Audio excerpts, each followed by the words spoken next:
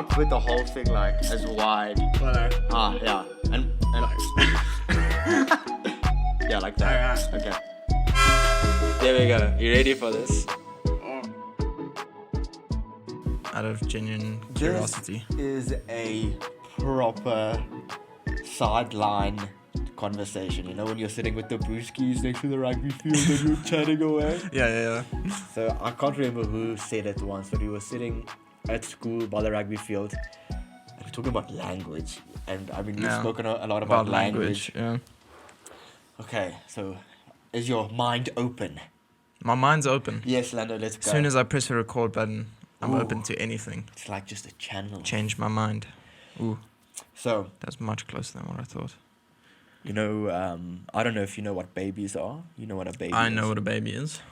And you know what language is. Yes, you know what language is. I do. Correct. So, when a baby grows up, you know, before they can speak, they call a body, they call a bottle, like boti, and boti. This is a shoo, and breast milk is nunu, and why is that nunu? I don't know. I'm just making examples. Yeah. But okay. Things are gaga and goo goo, and that's how you're like, oh, kuchi when you speak to babies. Yeah. All right. So what happens if you just left a child, a baby, to think that breast milk is nunu? Yeah. And you encourage their first, response or first words, 2 items. And you write it all down and you record it. And you say like, yeah, that's exactly what it's called. And you create a goo goo gaga language. Thing is, it would never work. Why? Because people would correct them eventually. That's just how society works. Yeah, but it's you can't just make up your own language. You literally need thousands of people to have a language. Yes, but just think about it. Because the thing broadly. Is, the baby's gonna come and like for this projector screen, for example. Let's say this was Gaga to him. Like he's gonna be like, oh, can you just like switch on the Gaga? And then he's be like, what are you talking about? And he'll be like, this thing. And he'll be like, oh, that's a projector. And he'll be like, oh, that's a projector. Okay, but you're thinking about it too logically and realistically. Imagine it was an isolated child in a house. You know, like your parents who... Yeah, then you could definitely do that. I don't know why you'd want to, but you could definitely do it. And then you raise all the siblings the same. You have like 6 children. Yeah. And inbreeding. And they can start a new language. I guess, yeah. It's a very cool thought. It's a very cool concept. Just going out into the forest and just like creating your own language. Goo goo gaga language. Yeah. I'm all about that nunu. All about that nunu. You're all about the breast milk. I'm all about Is that what you're saying? That is disgusting. I wasn't breastfed as a child. Really? No. Straight onto the bottle. I think I was both. Is that why Is that why you are best of both worlds? Oh, I don't know. That's so sweet. I know, man. I love you. I love you, man. Have you ever watched that Seymour video? Or we can't really... What, the one where he like makes a sandwich? Like, hey Seymour, I made you a sandwich. I made you a sandwich. You made me a... You made me a sandwich? Yes, out here. Can I see it? Yeah, it's right in here, man. It's fucking delicious, dog. It's a delicious sandwich, man. That's pretty good. But speaking of the world, obviously there's a lot of bad stuff going on right now. Yeah.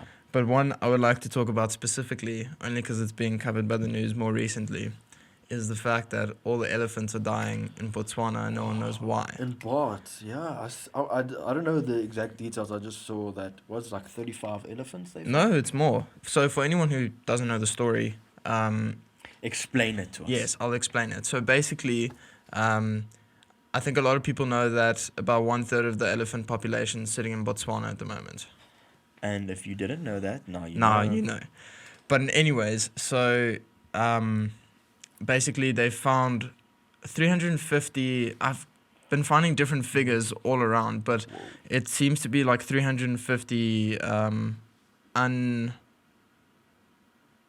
unregistered or unconfirmed numbers. Illegal elephants? No, they're just saying like 350 unconfirmed deaths. but it's 280 confirmed deaths. Dude. I don't know where the other like 70 where they're coming from. All in the same region or yeah, just across? No, pretty similar region, just north of the Okavango Delta. And no one knows why. Like, they've taken blood samples and stuff, but obviously because of all the labs having to do COVID tests. Yeah, like everyone's like. There's no time for the elephant test, and it's also tough to get the samples out of Botswana because apparently they don't have a facility to be able to test for things like that. But do we have one? I think so. I think we do. Maybe. I don't know. But yeah, and anyway, so all these elephants are dying. They don't know why. They've ruled out anthrax, natural anthrax, which is a poison, and drought. They also said, like, the drought isn't that heavy for all these elephants to be dying for no reason. And I think they've tested the water, like, in the region, and it seems to be relatively fine. So what's the speculation? I don't know. There isn't really much speculation. That's why I wanted to bring it up so we could speculate. Because, I mean, what do you think it could be? Do you think it could be COVID? Because bots haven't really they don't have a lot of cases, so why would it be that? It won't be... It wouldn't be COVID. I know, like, it has spread to certain animals. I know we spoke about it. Yeah, well, I mean, that's where it originated, apparently. In zoos? No, in, like, animals. In animal, yeah, I know it comes from... With the bat and the wombat soup. But, I mean, in the Bronx Zoo in New York, they had a tiger and 2 lions confirmed positive for COVID. So, but I don't think an elephant would... Firstly, where would they get it from? Yeah, that's what I was thinking as well. And surely, because it's not like all the elephants are dying. It's just just a group. Some in that area, but there are others in that area that are still okay. And this has been going on for about the last 2 months, pretty much since May. Those figures have been It has to recorded. Be a form of disease or a form of area pollution. Yeah, that maybe. That is affecting... But how much pollution could there be? I don't really know bots that well. Yeah, me neither. So I don't know how polluted it could be just above the Okavango Delta. But not in the Delta. No, the last thing I read was north of the Delta. But I've also heard someone say in the Delta. Because, I don't know Botswana. I don't know what rivers are flowing through or what the vegetation is. But there should... Maybe it's just like a unnatural... I don't know, environmental... Yeah, see. Catalyst. No one knows what it is. I'll ask my dad. Yeah, you should. He will know about elephant diseases. Yeah, but the thing is, it's not a disease that has occurred in that region before. Because obviously if it has, it would have been like, oh, maybe it's this, because this happened like 100 years ago. But it hasn't. It's actually so interesting. I wonder why we must actually do a bit more reading. And it's terrible. It looks like... I don't want to paint any gruesome pictures or anything, but it literally looks like all the photos that I've seen, it's just like elephants dropping pretty much exactly where they were standing. It doesn't look like a slow kind of... No, so it's not like a progression, it's just like... Yeah, like there's a picture of 2, they were literally like drinking by the waterhole, and then like the photo is just them, they're like lying half in the water, and they're dead, yeah. Yo, actually, I haven't seen the photos. I saw it was on the news. But I mean, everyone's just so concerned with COVID. Yeah.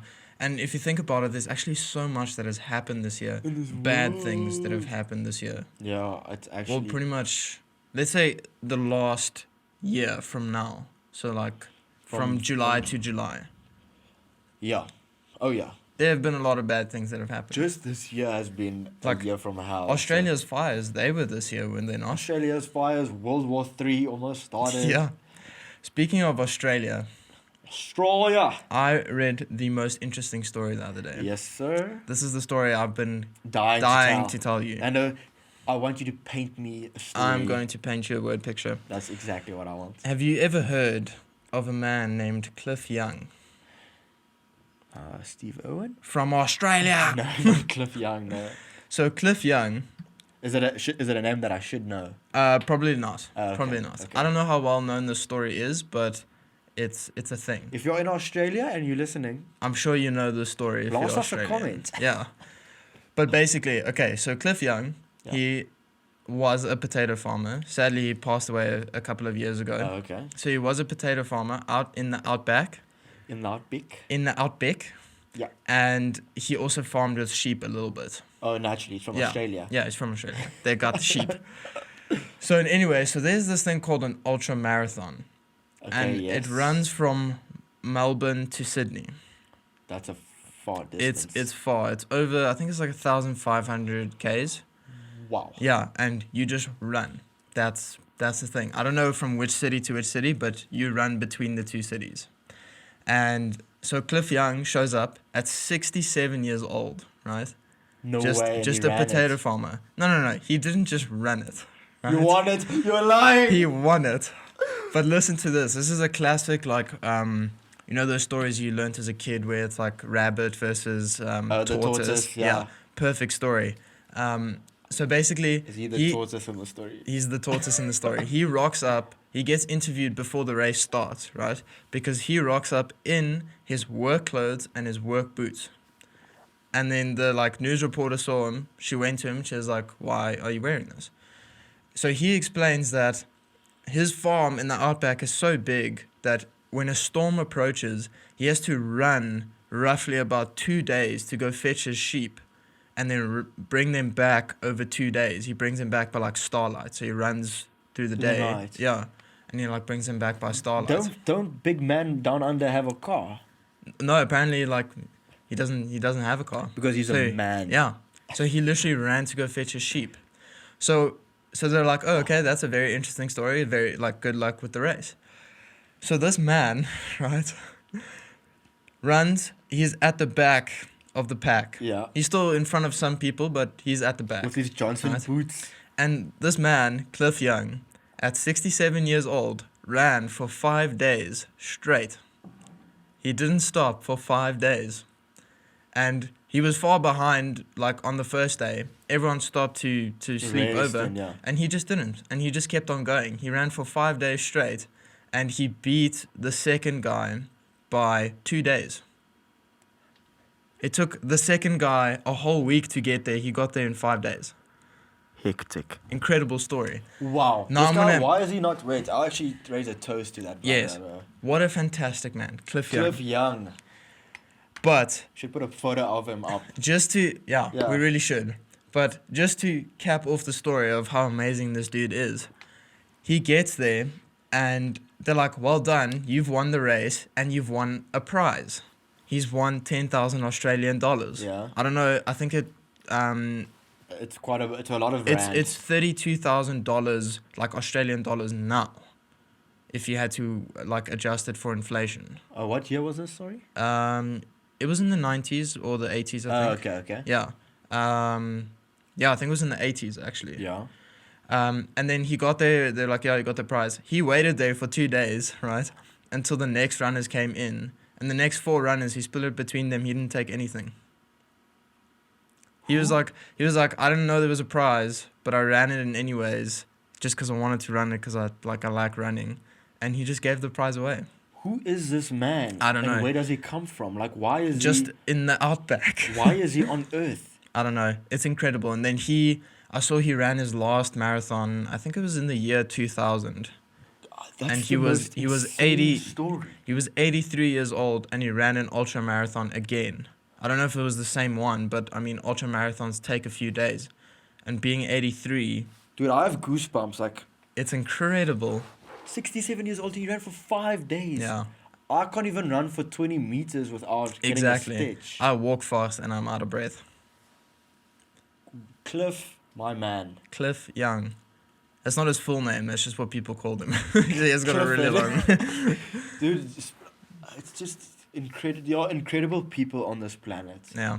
And this actually ties in well with one of my points that I had. So there are so many exceptional people. I think there are many that we don't know of, like Cliff Young.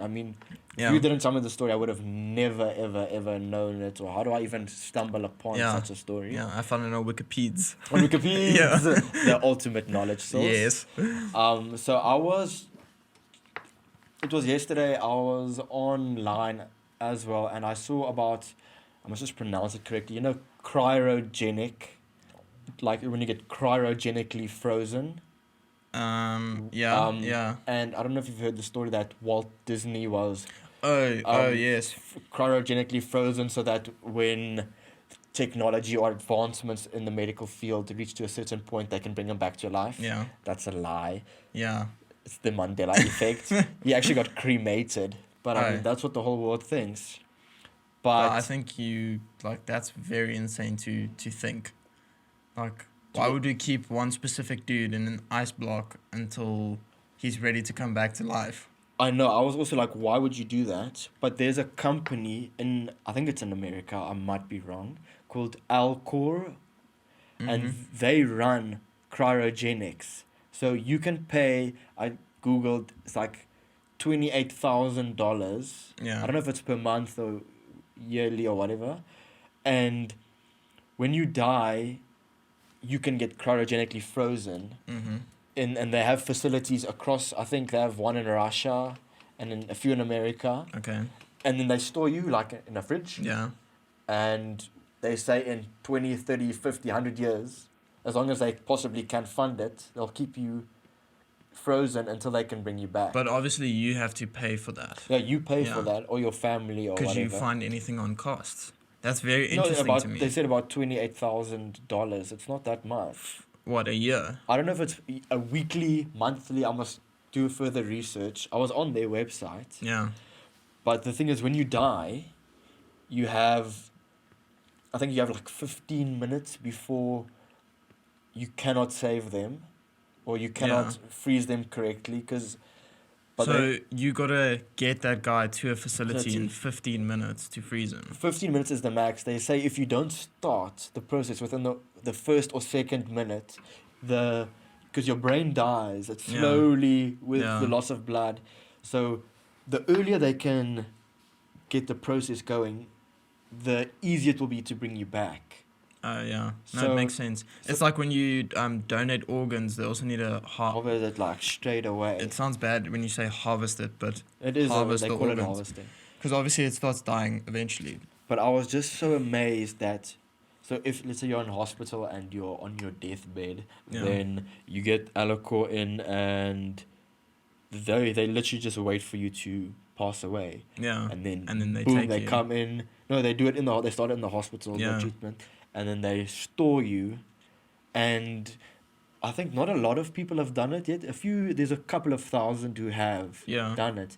But how crazy is just the thought of being cryogenically frozen now, like Captain America, and then exactly like Captain America. And in 70 years we come back to Earth, and they're like, surprise, we brought you back.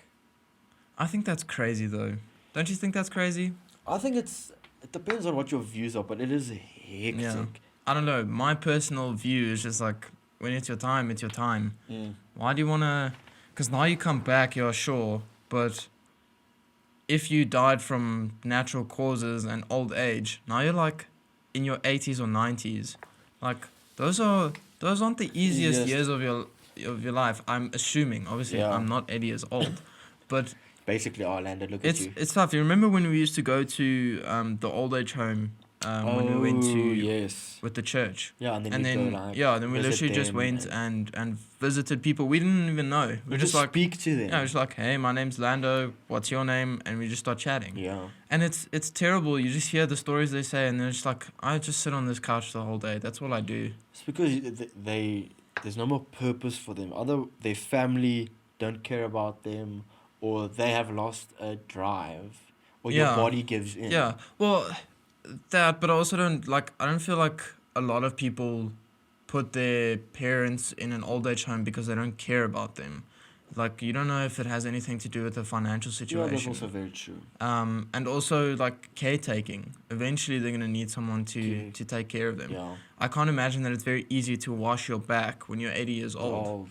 So I do understand, like, people having to go to old age homes, but it's terrible to see. I mean, like, they seem very sad, and I think it doesn't seem like a very good part of your life. Yeah, I think getting old, because all you're really doing, aren't you just like, you're sitting around and you're just waiting? Yeah, I mean, my gran, I think you've met her. She is. I think she's 70. I might be very wrong. Sorry to my family who's listening. I doubt Omar listens to Semantics. I'm a nice guy. My Omar listens. Shout out to Omar. Thank you for listening. And Opa Tashes. You guys are the best. Opa Tashi. But she's 70. I think 75, 74, 76. Mm-hmm. Y'all met Omar? But she still works. But she lives alone. She still works every day. She works at a hospital and now with Corona, and she can't stop. She retired for about 6 months and she just couldn't do it. Went back to work, and she's got a drive, and she's still so young, and she still likes to kayak and this and that. So, getting old, obviously physically you can't do anything about I think you can do something about your body if you look after it correctly. You can, but I mean, there's only so much you can do. Yeah. But it's a mindset. If you say, I'm just going to sit at home again today. You need to keep yourself young. Yeah. No, I have seen it with a lot of people who just like, I'm not ready to retire. Like, but don't you also feel like maybe it's because modern medicine, I don't really know if it has anything to do with medicine, but like the way you treat yourself might be a little bit better so that when you get older, you can still do things that maybe your grandma couldn't do when she was that age. It's like modern medicine is incredible. Also reading on this cryogenic, it's such a tough word to say. They say eventually, and this was on it was on a World Medical Institute website or whatever, so I hope it's pretty accurate. They said there will come a time that getting older or aging can become reversible. They can treat your genes and your cells to age at a very, very, very slow rate. And they've already they have the technology and the know-how. It's just executing it correctly. Would you want to do something like that? I don't know. I always said if I get to an age where I can't wipe my own ass, then it's time for me to go. Yeah, I kind of agree with that. I don't want someone to look after me. You can pass away literally any day. Yeah. Like you could get hit by a car, something could fall on you. I don't know why you would want to prolong your life to that extent, and you're paying all this money to do it. And you're not enjoying yourself. But you could literally, die the next day. Yeah. Like, why don't you, there's a plan set out for you. Why don't you just live your life? It's all about the plan. You just have to take it as it comes. I think people are too concerned about what they can do and what they can affect and all that jazz. You just need to take it one day at a time. Yeah. Speaking of when we were talking about modern medicine, it's about time that I bring this up. Should I be scared? Look at your face. Let's have a talk. Let's have a talk about modern medicine and ancient medicine. Ooh. Because as you know, and I'm sure there are a few viewers who know this as well, I'm very passionate about cannabis, especially in the form of medicine. To be honest, I was actually wondering how many episodes we'll have to do before you talk about cannabis. The answer is 2. Let's hit it. It had to be the 3rd episode. I'm all ears. Because there are 3 leaves on a... No, that's a lie. No, there's more. Not a fact. Not a fact. No, look, what I wanted to talk about was... if you guys have Netflix, just go watch this documentary. It's called Weed the People. My girlfriend actually suggested it because her cousin suggested it to her. Look at you dropping a flex there. Dano has a girlfriend. Thanks to my girlfriend. You're the best. I hope you're listening. But anyways, right? So it's basically about these kids, just a whole bunch of kids who get cancer like very early on in their life. Yeah. And their parents turn to using cannabis, but also using modern medicine in terms of like a combination to like radiation. Cancer. Okay. And some of them, obviously all of them treated it a little bit differently. But the one story that really stood out to me was this one boy who had 20 tumors in his chest. Wow. Like at the age of 14. He used cannabis for 3 years, right? Like chemo wasn't How did he consume the cannabis? Through oil. Okay. Through oil. That's probably the best way you can consume it. Is it the most concentrated form? Is that what you... Or... I don't really... No, probably. And you are my Wikipedia on cannabis. On cannabis. I think it is. I just think it's better for you to take it like that because any kind of smoke damages your lungs. Oh, your lungs. You're creating, carbon monoxide, and it's going into your lungs. If you have cancer, you don't want to be battling. If it's not anything that exists in our atmosphere naturally, like, it's probably bad for your lungs. Just like how vape is bad for your lungs as well. I know a lot of people switch over to vaping instead of smoking. But, I mean... in the same sense, you're damaging it still, but just not in the same way. I thought vaping was way worse than smoking like a cigarette. I have no idea. Something we can definitely look into. Yeah, that's definitely something we can look at. But anyway, so this boy had now 20 tumors in his chest, right? Ooh. He was consuming oil, everything, all good. And then his dad was actually telling the story. And he was saying after, I don't know how many months, they're like, let's go. I think it was well over a year. And they're like a checkup. They're like, let's go do a checkup. Because if it hasn't improved by this point, then maybe it's time for like a serious chemo or radiation treatment. Kid goes to the hospital, they do the test, no tumors. Wow. No tumors whatsoever. Few months go by, go another test, no tumors. Few months go by. Nothing. And the boy he just recovered. And... I don't know all that much about radiation, but I've heard a lot of people say, I haven't done any like research myself, but about how likely you are to get cancer again after you've done chemo. Okay, because the radiation, it is radiation and it attacks your cells, but you're still pumping radiation into your body. Yeah. But then there were other stories about where, dude, I felt so bad. At a stage there was a little baby who she had a brain tumor. And it was the doctor said, there's no ways that this baby is not going to go blind.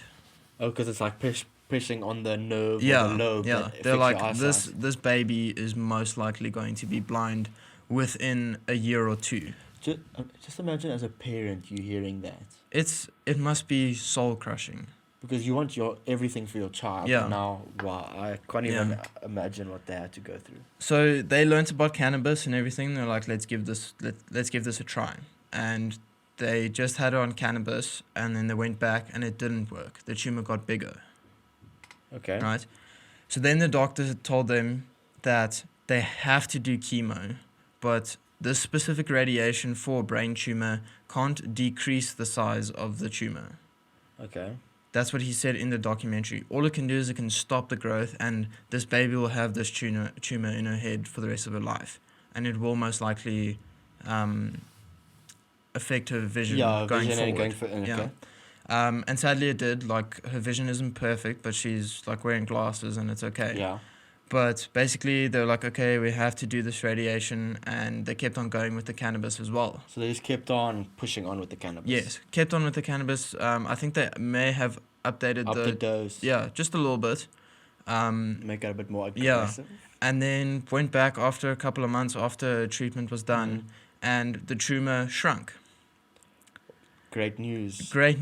But then they went and spoke to the doctor, and he said you can't tell them what it is. The cannabis No, he didn't say. Okay. He said there are a lot of external factors to take into consideration. But he said, according to his medical knowledge, it couldn't have been the chemo, couldn't have been the radiation, because it was only designed to stop the growth, not to decrease it. So he's not saying that it wasn't the chemo or it wasn't the cannabis. But it's kind of just like we don't know, but it could have been either or. And that's the point that I was trying to get to, is just, I think through prohibition, these things were left behind and modern medicine continued. But I think there needs to be an integration of the two. Don't forget the medicines, incorporate them. But how many... ancient knowledge, how many traditional medicines have we lost? And native groups we've lost. Definitely, yeah. Because before, let's say, but obviously modern medicine is based off of traditional.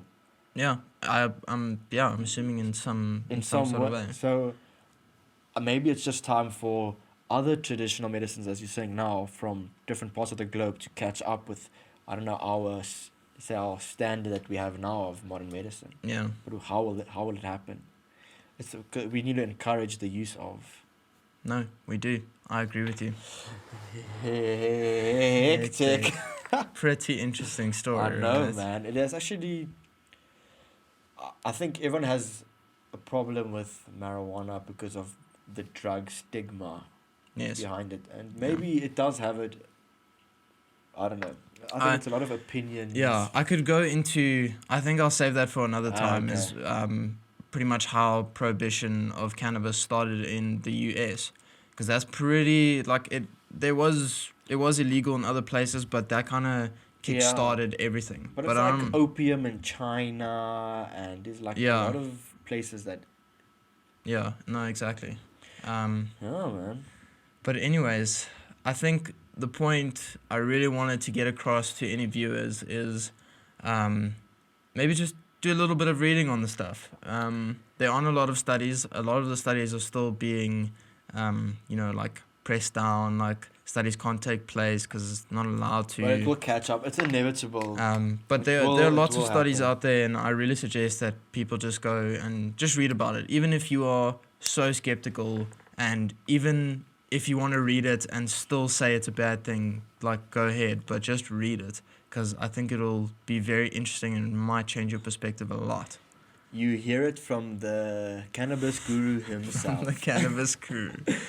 But I think that's where we're going to call it, Hank. Do you have anything else to say? Yeah, I just have a final thing to say. Yeah, finish it off. You can't have a cake and eat it, brother. Ryan McCarthy. But yeah, man, that was a good one. Yeah, that was a good episode. Check us out on all platforms, Spotify, Apple Podcasts, and YouTube. On YouTube. Yeah. Please send us an email. Guys, please send us an email. I'll check my inbox. We sit there every single day and we refresh at least 3 or 4 times a day. We must give a special shout out to one of our listeners, Ian, who commented on one of our topics we spoke about, and we love that. Please share comments. Yeah, if you disagree with what we say, please tell us. Like, we love to chat with people, educate ourselves a little bit more on things that we don't know anything about. DM us, pop us an email. Or check out our Instagram at Nice Guy Semantics as well. Yeah, some good content on there. Yeah, give us a follow. And lastly, Rando and I support the Sarki Bartman Centre for Women and Children in Cape Town. Yes, please go check. Their website is linked in the description if you guys want to go check it out. They are a phenomenal organization who battle and support women and children who have been victims of abuse. Yes. Definitely worth a check, and if you feel like it, go donate, because they could really use the support. Yes, sir, and I'll check you next week. Yeah. It's all about the semantics, bro. Semantics.